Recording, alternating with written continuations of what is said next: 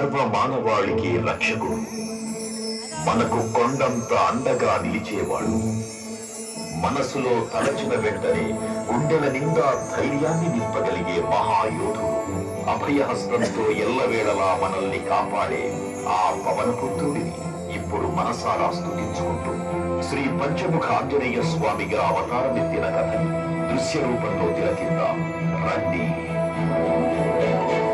జనీయం ప్రసన్నాంజనేయం ప్రభాదిత్యకాయం ప్రకీర్తిప్రదాయం భజే బాలగాత్రం భజే బాలగాత్రం భజేహం పవిత్రం భజే సూర్యమిత్రం భజే రుద్రరూపం భజే బ్రహ్మతేజం.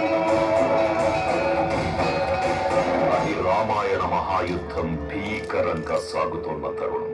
శ్రీరామచంద్రుని సారథ్యంలో వానర సైన్యంతో లక్ష్మణ స్వామి తనతో పోరాటం చేస్తున్న రావణుడి కుమారుడు ఇంద్రజిత్ తలని బాణంతో ఒక్క వేటుతో వేరు చేశాడు.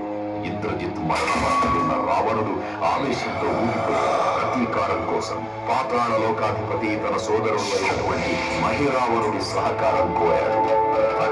ప్రభాతంకు సాయంత్రమీ నామ సంకీర్తనలు చేసి నీ రూపు వర్ణించి నీ మీద నీ